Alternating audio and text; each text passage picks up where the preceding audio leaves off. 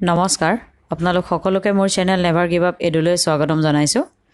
ইতিমধ্যে আপোনালোক সকলোৰ আগতে মই যোৱাটো সপ্তাহত এটা ভিডিঅ' বনাই কৈছিলো যে এপিএসসিৰ যেটো বিজ্ঞাপন অৰ্থাৎ নোটিফিকেশন এটো সপ্তাহৰ ভিতৰতে ওলাব আৰু ঠিক মই কোৱা ধৰণে সেই বিজ্ঞাপনটো ইতিমধ্যে ওলাইছে যেহেতু এই খবৰটো মই নিজে গৈ এপিএসসি অফিচৰ পৰা লৈ আহিছিলো সেইকাৰণে অথেন্টিক ইনফৰমেশন দিয়া হৈছিল আৰু সেই বিজ্ঞাপনটো যেহেতু দিছে যোৱা কালি 8 তাৰিখে আৰু সেই বিজ্ঞাপনটোত কি আছে কেনে ধৰণৰ সাৱধানতা আপোনালোকে অৱলম্বন কৰিব লাগিব এপ্লাই কৰোঁতে কি কি প্ৰসেছ আপোনালোকৰ লাগিব আৰু কেনে ধৰণে ডেট আদি দিয়া হৈছে বা পৰীক্ষা কেনে ধৰণৰ হ'ব সেই বিষয়ে জনাবৰ বাবে ভিডিঅ'টো বনোৱা হৈছে অনুগ্ৰহ কৰি ভিডিঅ'টো শেষলৈকে চাব আৰু যি সকল ভিউৱাৰ্ছে বৰ্তমান প্ৰথমবাৰৰ বাবে মোৰ চেনেলটো চাই আছে তেওঁলোকক জনাব বিচাৰিছো যে আহি থকা অসম লোকসেৱা আয়োগৰ যেটো সংযুক্ত পৰীক্ষা 2020 হ'ব তাৰ বাবে মই মোৰ চেনেলৰ জৰিয়তে হিষ্ট্ৰী ইকনমিক্স ইত্যাদি জিওগ্ৰাফি ইত্যাদি ভিডিঅ' ইতিমধ্যে ষ্টাৰ্ট দিছো কোৰ্স হিচাপে আৰু যেহেতু সেই কোৰ্সসমূহ একেবাৰে বিনামূলীয়া হ'ব আৰু মই চেষ্টা কৰিম যাতে একেবাৰে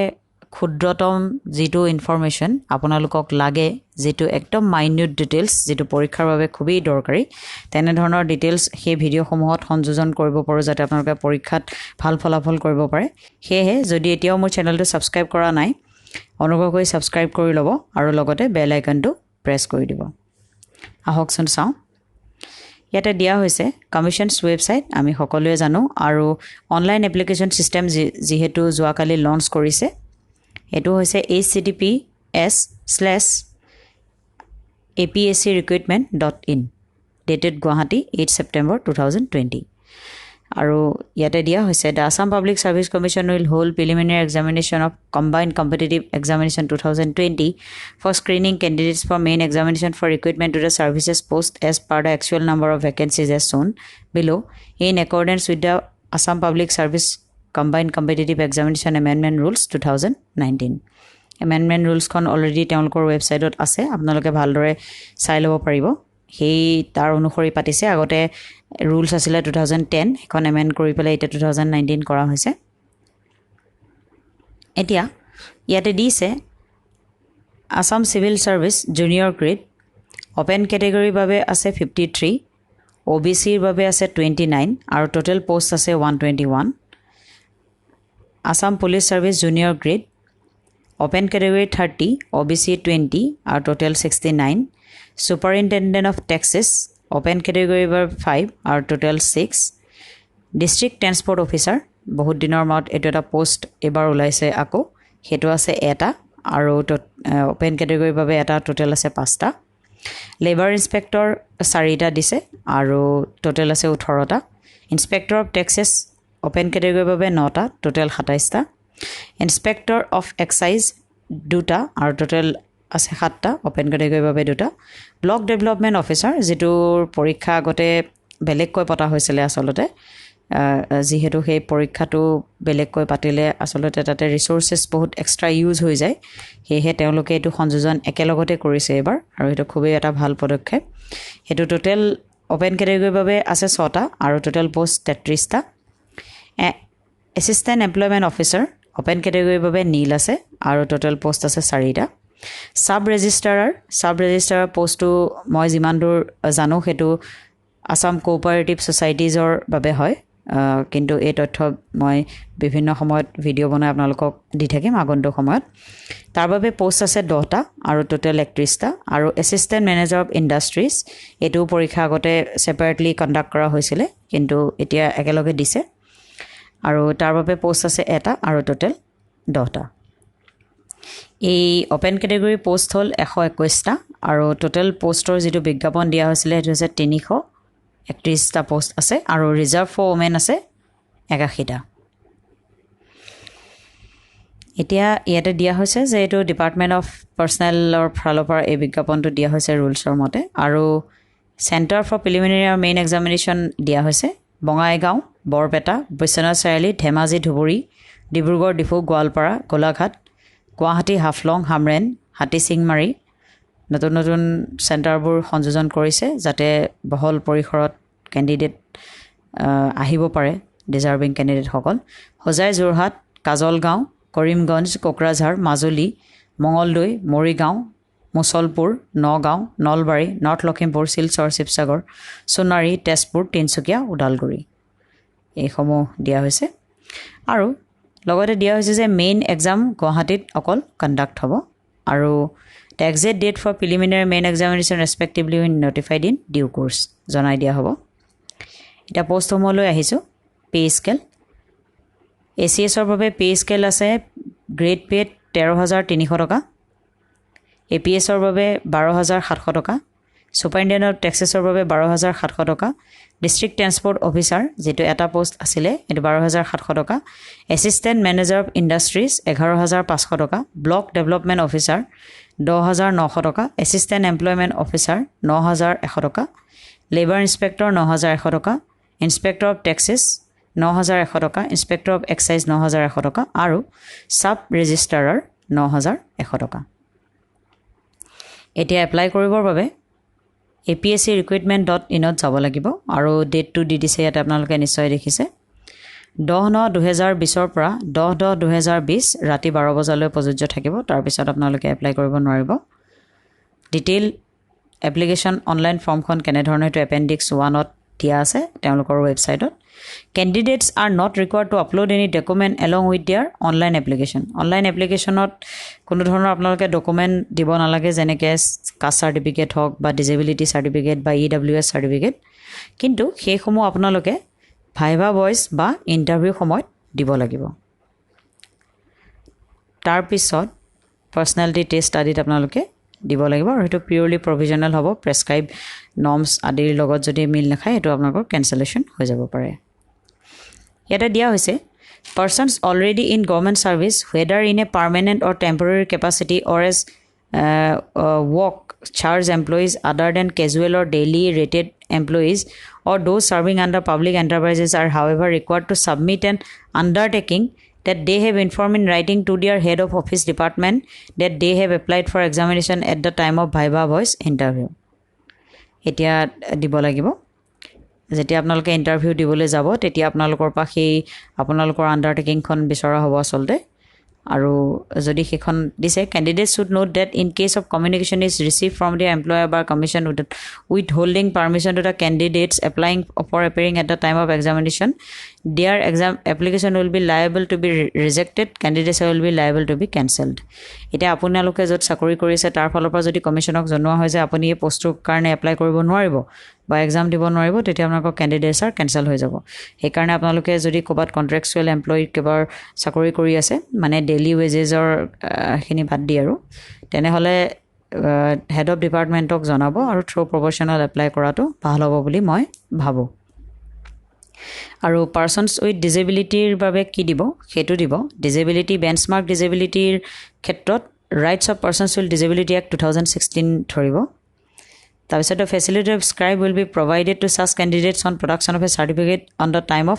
CC prelims examination to the effect that person কনচাৰ্ণৰ ফিজিকেল লিমিটেশ্যন টু ৰাইট। এতিয়া আপোনালোকৰ যদি লিখা মানুহ কোনোবা দৰকাৰ হয় তেনেহ'লে আপোনালোকে এখন এপ্লিকেশ্যন ছাবমিট কৰিব লাগিব। Commission for the same or suitable provisions in online application have been made in this regard. যদি কিবা আপোনালোকৰ ফিজিকেল হেণ্ডিকেপ বা কিবা প্ৰব্লেম আছে আপোনালোকৰ যদি লিখিবলৈ মানুহ লাগে তেনেহ'লে এপ্লাই কৰাৰ সময়ত আপোনালোকে দিব লাগিব বাই হেণ্ড আৰু post 7 days from the date of issue of admit card for CC prelims examination. Apply কৰাৰ সময়ত সেইটো আপোনালোকে জনাব লাগিব। তাৰপিছত ইয়াতে দিছে the applicants are advised to submit only a single application however if due to any unavailable situation. যদি কিবা কাৰণে মাল্টিপল ছাবমিশ্যন হৈ যায়, এবাৰ এপ্লিকেশ্যন এপ্লাই কৰিলে কিবা কাৰণত সেইখন আপোনালোকৰ ৰিজেক্ট হ'ল, ৰেজিষ্ট্ৰেশ্যন নাম্বাৰটো পাহৰিলে বা যিকোনো প্ৰব্লেম কিয় নহওক, তেতিয়া আপোনালোকে নেক্সট বাৰ যেতিয়া এপ্লাই কৰিব যিটো এপ্লিকেশ্যনৰ হায়াৰ নাম্বাৰ থাকিব মানে পিছত কৰা এপ্লিকেশ্যনখন নিশ্চয় নাম্বাৰটো হায়াৰ থাকিব, is complete in all respect will be accepted. পিছত কৰা এপ্লিকেশ্যনখন আপোনালোকৰ একচেপ্ট হ'ব আৰু fee paid against one application shall not be adjusted against any other application. এবাৰ যদি পইচা পে'মেণ্ট কৰিছে পিছৰবাৰ আকৌ কৰিব লাগিব, মানে আগতে কৰা পে'মেণ্টটো আপোনালোকৰ নেক্সট বাৰত আকৌ এডজাষ্ট কৰি নিদিয়ে আৰু পিছত যিখন আপোনালোকে এপ্লিকেশ্যন কৰিব সেইখনে একচেপ্ট কৰিব বুলি ইয়াতে দিছে। আৰু ছিংগল এপ্লিকেশ্যন কৰাটো বাঞ্ছনীয় বুলি দিয়া হৈছে। ফিজ দিছে জেনেৰেল EWSৰ বাবে 285.40, ST SC OBC বাবে দিছে 185.40 মানে 150 প্লাস 30 প্লাস প্ৰসেসিং ফি বিপিএলৰ বাবে 35 পিডব্লিউবিডিৰ বাবে 35.40 ওমেন ক্যান্ডিডেটছৰ বাবে 35.40 আৰু 3 পা 5 লৈকে যিকেইটা ক্যাটেগৰী আছে তেওঁলোকৰ বাবে এপ্লিকেশন ফিজটো নীল ধৰা হৈছে আৰু নন ৰিফান্ডেবল হ'ব আৰু মেইন এক্সামিনেশ্যনৰ তথ্যখিনি পিছত জনোৱা হ'ব তাৰ পিছত এলিজিবিলিটি ক্ৰাইটেৰিয়া দিছে 21 পৰা 38 বছৰ হ'ব লাগিব 5 বছৰ ৰিলেক্সেশন দিব এসসি এসটি এসটি প্লেনছ হিলছৰ বাবে 43 ইয়াৰ্স ওবিসিৰ বাবে 3 বছৰ 41 ইয়াৰ্স আৰু পিডব্লিউডিৰ বাবে 10 বছৰ দিয়া হ'ব আৰু এজ লিমিটেশনটো মেট্ৰিকুলেশনৰ এডমিট কাৰ্ড সাৰ্টিফিকেটৰ মতে ধৰাব অন্যান্য তথ্য ধৰা নহয় ইয়াতে দিছে candidate must hold a degree from any university incorporated by an act of central or state legislature in India established university পৰা ডিগ্ৰী থাকিব লাগিব তাৰ পিছত ইউনিভাৰ্সিটি গ্ৰান্টস কমিশনৰ recognized হ'ব লাগিব candidate must possess the prescribed qualification at the date of submission of their applications যোনদিনা এপ্লিকেশনখন আপুনি submit কৰিব 9 তাৰিখৰ পৰা 10/9/2020 পৰা 10/10/2020 ভিতৰত আপুনি যেতিয়া এপ্লিকেশনখন সাবমিট কৰিব তেতিয়া আপোনালোকৰ যেটো প্ৰেসক্ৰাইব কোৱালিফিকেশন ডিগ্ৰী বিচৰা হৈছে আপোনালোকৰ থাকিব লাগিব আৰু দিছে candidates awaiting results of the qualifying examination for eligibility on the closing date of application need not apply যদি কিবা কাৰণত আপোনালোকৰ এনেকুৱা হৈছে যে আপোনালোকে এপ্লিকেশনখন সাবমিট কৰিছে